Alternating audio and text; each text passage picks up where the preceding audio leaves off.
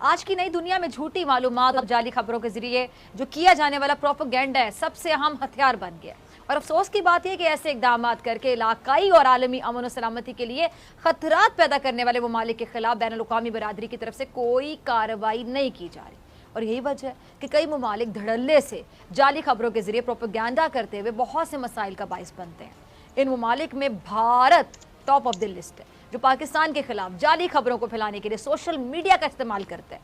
गुज़िश्ता दिनों भारतीय TV channels ने वादिये पंजशेर में लड़ाई के वक्त वीडियो गेम्स के क्लिप दिखाकर वहां पाकिस्तानी लड़ाका तैयारों के इस्तेमाल का झूठा दावा किया और मजीद सोने पे सुहागा कि जी भारतीय मेजर जनरल रिटायर्ड जो GD बख्शी, उनके एक झूठे ट्वीट पर मेजर जनरल हर्षा ने मारूफ पाकिस्तानी अदाकार शान शाहिद और गुलूकार उमैर जसवाल को पाक फौज के अफसरान समझकर वादिये पंजशेर में उनकी शहादत के दावे कर दिए। कभी भारतीय सहाफ़ी सोशल मीडिया पर एक ट्वीट में दावा करती हैं कि जी अफगानिस्तान के जो साबिक चीफ एग्जेक्टिव हैं अब्दुल्ला, उनको तालिबान ने हिरासत में लेकर नामालूम मकाम पर मुंतकिल कर दिया, जिसपे अब्दुल्ला ने अपनी ट्वीट में वाजे किया कि उनके हिरासत में लिए जाने की भारतीय मीडिया की खबर झूठी है, झूठी। अब नाज़रीन, भारत की मोदी सरकार अफगान अमन अमल के हवाले से पाकिस्तान की कोशिशों को सबूताज करने के लिए जाली खबरों के जरिए पाकिस्तान के खिलाफ प्रोपेगेंडा कर रही है। जाली खबरों पर नजर रखने वाले इदारे G5 इंटरनेट ऑब्जर्वेटरी ने इस घिनौने खेल का सारा कच्चा छठा खोल के रख दिया, जिसकी वजह से भारत की एक बार फिर दुनिया की आंखों पर धूल झोंकने की जो कोशिश है वो नाकाम हो गई है।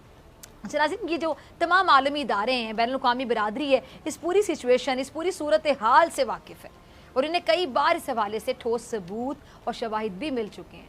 अब मेरे ख्याल से वक्त आ गया कि आलमी बिरादरी महज बयानात से आगे बढ़कर भारत के खिलाफ बाकायदा कार्रवाई करे, ताकि ये जो इसकी मजमूम हरकतें हैं ना, इससे भारत को रोका जा सके।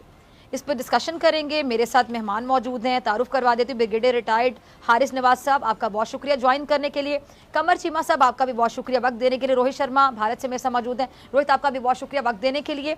और कर्नल साथ मेरे साथ मौजूद हैं, आपका भी बहुत शुक्रिया कर्नल साहब ज्वाइन करने के लिए। सबसे पहले मैं ब्रिगेडियर हारिस नवाज साहब आपकी तरफ आना चाहती हूँ।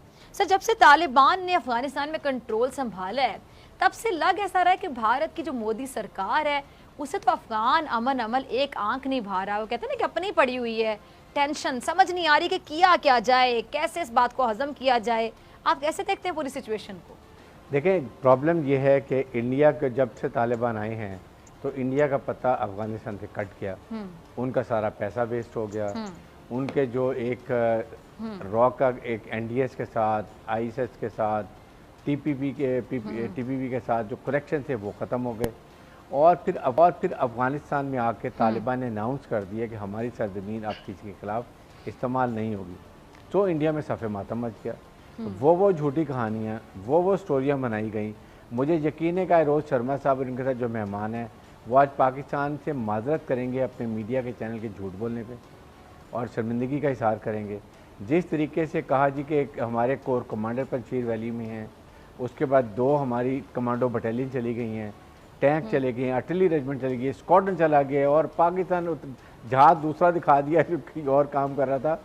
ये चीज़ें ऐसी चीज़ें दिखाई, ये इनको समझ नहीं आई कि वो तालिबान जिन्होंने एक सुपर पावर को, पहले रशिया को फिर अमेरिका को शिकस्त फाश दी, क्या वो पंजशीर वैली में छोटी सी जगह पे जाके जहाँ उनका अपना एरिया है, वो उस एरिया के नेटिव्स हैं, वो इन छोटे मोटे जो ग्रुप्स हैं इनको ख़त्म नहीं कर सकेंगे?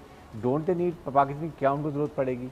पाकिस्तान ने कहा कि Afghan led inclusive political government बनाएं, हम उसको एक्सेप्ट करेंगे। इसलिए अमेरिका, जो अजीत डोभाल ने क्या 10 साल पहले कहा था, जी हमने ऐसी ट्रेनिंग दी है उनकी अफगान नेशनल आर्मी को कि अब वो 10 ऐसे 3 साल लड़ाई करेंगे, उनके बाद इतना वेपन चाहिए। इन्होंने जहाज 2 भेजे, वेपन एमुनेशन और उनको दिया। उधर से अमेरिकन उनके लिए बहुत असला वगैरह छोड़ के गए कि अब तो बिल्कुल खून रेजी लड़ाई, अफगानिस्तान स्टेबल और ना पाकिस्तान का कनेक्टिविटी सेंट्रल एशिया से होगी, ना हमारा CPEC बनेगा, बलूचिस्तान में प्रॉब्लम होगी और पाकिस्तान तो बड़ी मुश्किल में आ गया। जो सारा गलत साबित हुआ। अजीत डोभाल को इंडिया में इतनी लान तान हुई है, इतने सबने जूते मारे हैं, पूरी इंडियन गवर्नमेंट को उन्होंने एम्बेरस कर दिया। और आज आप देखें कि मुल्ला बरादर की कितनी, कल में इंडियन चैनल के ऊपर था कि जी वो मुल्ला बरादर ज़ख्मी हो गया है, उसने जी बड़े फूट पड़ गई है, तालिबान की हुकूमत अब चली जाएगी उसके बाद उसने स्टेटमेंट दे दी है कि जी मैं सफ़र में था, मैं कतरी prime minister deputy prime minister नहीं मिल सका, हमारे में कोई नाराज़गी नहीं है, हम एक हैं, कोई प्रॉब्लम नहीं है। कौन कौन से झूठ के बात करें इनके बारे। आई थिंक मुझे तो समझ नहीं आती कि ये दुनिया में कैसे सर्वाइव करते हैं। दुनिया इसलिए एक्सेप्ट चुप कर जाती है कि उनको वो इनका इंडिया प्रॉक्सी है, उनके लिए काम करते हैं, उनके आगे पीछे चलते हैं, उनके वो बूट लीक करते हैं। उसके बाद क्योंकि उनको साउथ चाइना सी में चाइना के खिलाफ इंडिया चाहिए, पाकिस्तान के खिलाफ सीपैक के लिए इंडिया चाहिए, तजारती मुल्क है, फिर क्वाड ग्रुप का मेंबर बन गया। ये मसाइल हैं। I think now is the time, I expect आज हमारे दोनों मैन इंडियन माजरत करेंगे, मेरे से, कमर चीमा से, पूरी पाकिस्तानी कौम से। ठीक है जी। अच्छा जी, कर्नल साहब पे पहले आपकी तरफ आती हूँ, फिर रोहित आपसे भी जवाब लूंगी ब्रिगेडियर साहब की बातों का, फिर कमर साहब आपको भी शामिल है गुफ्तगू करती हूँ। तो कर्नल साहब पहले मैं आपकी तरफ आना चाहूँगी, ब्रिगेडियर साहब की बातों का कोई जवाब है आपके पास? और आप लोग क्यों नहीं चाहते कि अफगानिस्तान में अमन की फ़ज़ा कायम हो? शायद इसलिए मेरे ख्याल से कि अफगानिस्तान की जो सरजमीन है वो पाकिस्तान के खिलाफ आप इस्तेमाल करना चाहते हैं, और आपको ये परेशानी कि इस्तेमाल ना कर सके तो क्या होगा? मैम, आप ये देखिएगा, अफगानिस्तान की स्थिति आज पूरा वर्ल्ड देख रहा है और इससे हम ज्यादा प्रभावित हैं। एशिया के अंदर सबसे ज्यादा प्रभावित हम हैं और आपका मुल्क पाकिस्तान भी है। आप नंबर एक, उन्होंने डूरेंट लाइन पे आपको स्टेटमेंट दी है, not acceptable, number one. Number two, ma'am, आपके पास पहले भी शरणार्थी आए थे अफगान के, तो उससे काफी फर्क पड़ा था, और अभी भी स्पिन बॉर्डर पे देखिए कितने लोग वहां पे हैं। Number two. नंबर थ्री, आप ये देखें आज जो टीवी चैनल्स पे इमरान साहब का इंटरव्यू आ रहा है, CNN पे आ रहा है, उसको आपके जो मीडिया है, पाकिस्तान का मीडिया, वो भी क्रिटिसाइज कर रहा है कि उनको वो सपोर्ट कर रहे हैं। नंबर एक, आपने उनका ISI चीफ साहब गए वहां पे और वहां पे गवर्नमेंट फॉर्मेशन कराई, उन्होंने काफी इनका जो मुल्ला ब्रादर हक्कानी ग्रुप्स वगैरह को वो किया। दूसरा, मिलिट्रीली आपने सपोर्ट किया। आपके स्वात पेशावर हॉस्पिटल्स पे काफी लोग थे, आई कार्ड जो है वर्ल्ड जो चैनल्स हैं उन्होंने दिखाया, SSG और जनरल अब्दुल वहां पे थे उनके जो है लीड करने के लिए, और आपको काफी नुकसान हुआ है, काफी जवान आपके वहां पे शहीद हुए हैं। तो आपने मिलिट्रीली, डिप्लोमेटिकली, और इमरान साहब ने तो देखिए जब से ये चल रहा है पूरे वर्ल्ड में वो ये कह रहे हैं कि इनकी गवर्नमेंट रिकॉग्नाइज हो जाए। तो तालिबान आप लोगों ने काफी सपोर्ट किया है, इससे हमारे जो इंडिया को जो खतरा है और आपको भी खतरा है। आज आप देखिए आपके वहां पे TTP जो तरीके तालिबान है वहां नुकसान पहुंचा है, आपको वजीरिस्तान में नुकसान पहुंचा है, आपके जवान जो है घायल हुए हैं वहां पे। तो तालिबान को आप देखिएगा, वहां के जो लोकल लोग हैं जो अफगानी है, उनके महिलाओं पे अत्याचार, क्रूरता और एक डर का माहौल है। और एक चीज और बताता हूं, 21st सेंचुरी के अंदर ये पहली दफा है आप प्लेन के ऊपर बंदे लटक के वहां जा रहे हैं। आप देख सकते हैं कि वहां की हालात क्या है। वहां की हालात जो है बहुत ही खराब हालात है। और ईरान ने भी, आपके OIC की जो कंट्रीज है, ईरान ने भी आपको कहा है, पाकिस्तान के ऊपर स्ट्रेट अटैक किया है और उनको कहा है ये गलत कर रहे हैं आप। और नेबरिंग कंट्री भी जो है इन्होंने भी बोला है, और रशिया ने भी अलग जवाब दिया है। तो आज जो सिचुएशन अफगानिस्तान की है वो ना केवल पाकिस्तान और इंडिया को प्रभावित कर रही है, वो पूरे रीजन को करती है। तो मैं आज ये कहना चाहता हूं आपके चैनल के माध्यम से कि हम ऐसे सिचुएशन जो SCO होने वाला है, ऐसी सिचुएशन लाए जो वहां पे अच्छी गवर्नमेंट हो, अच्छी स्टेबलाइजेशन हो। और इंडिया ने तो वहां रिहेबिलिटेशन वर्क किया है।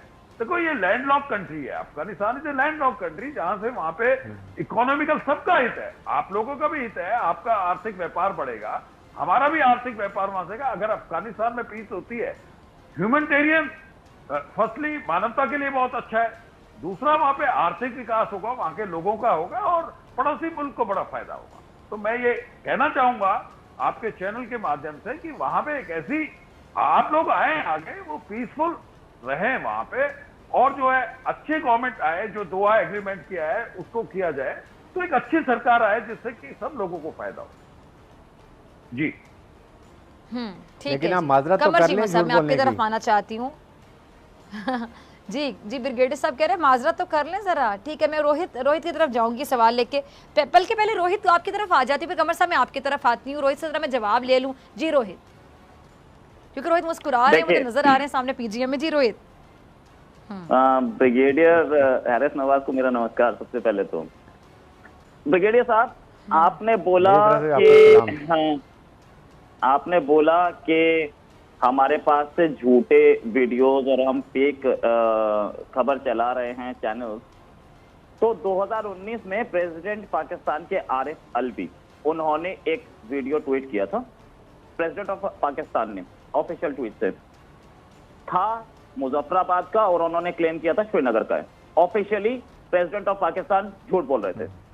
दूसरा वीडियो 2020 में पाकिस्तान के प्राइम मिनिस्टर ने ट्वीट किया, बोला कि ये इंडिया में यूपी में मुस्लिम से एट्रोसिटी हो रही है। 7 साल पहले का बांग्लादेश का वीडियो था।